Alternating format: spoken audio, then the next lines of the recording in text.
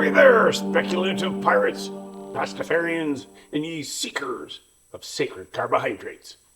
Welcome aboard.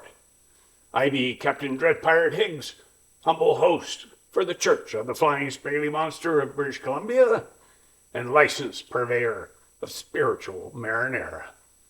If you be new here, this be a Pastafarian sermon served up weekly, devoted to the praise and glory of our noodly Lord, wherein we explore life, spirituality, philosophy, and other matters of importance, such as whether or not pineapple belongs on pizza. And for the record, no toppings are forbidden by the monster. So don your colanders and tricorns with pride. Fill your goblets with grog. Arm yourselves with the instruments of consumption, and let the spiritual feasting begin. Ahoy! Jolly Friday, me mates and fellow Pastafarians. Today we honor that most compact of culinary scriptures, the haiku. A poetic form so small, so precise, so deceptively simple, it could only have been divinely inspired or invented by someone who ran out of parchment mid-thought. And yet, what elegance, what restraint, what concisely portion-controlled serving of language. For in the Church of the Flying Spaghetti Monster, we are not known for restraint. We heap our plates high. We tell long-winded tales. We add extra sauce where sauce was neither needed nor requested. Our sermons often meander like overcooked linguine. But today, we do something radical. We pause. We reflect. We attempt against all instinct to be brief.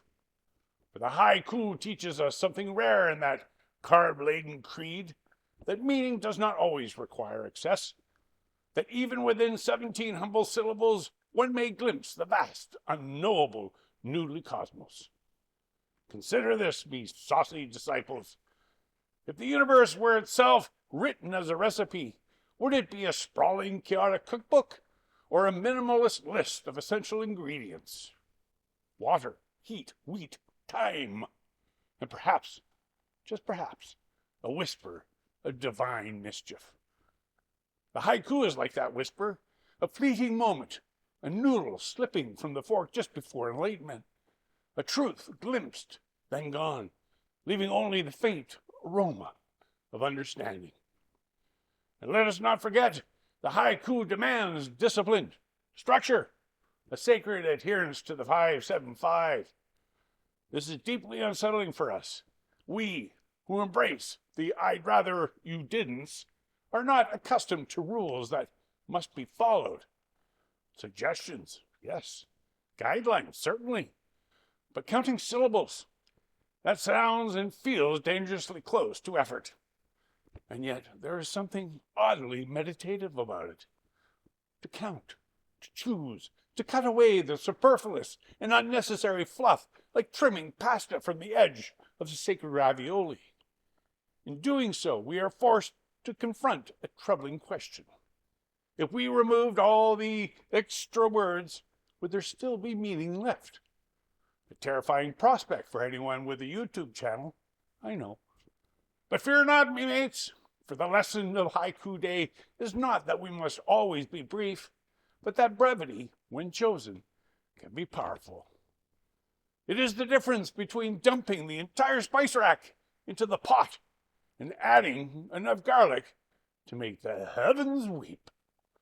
So today, I encourage you, write a haiku, not because it is easy, but because it is hard. Not because it is long, but because it refuses to be. Let your thoughts simmer down to the essence. Let your words become fewer but richer, your meaning condense like a well-reduced sauce of wisdom. And when you are done, slurp it slowly. For even the shortest verse can nourish the soul if properly seasoned. Now, as is tradition, and because I have become physically unable to stop myself from building towards this moment, I present to you a haiku about haikus. 17 soft beats, tiny poems hold big truths, Small bowls, endless depth. Ramen.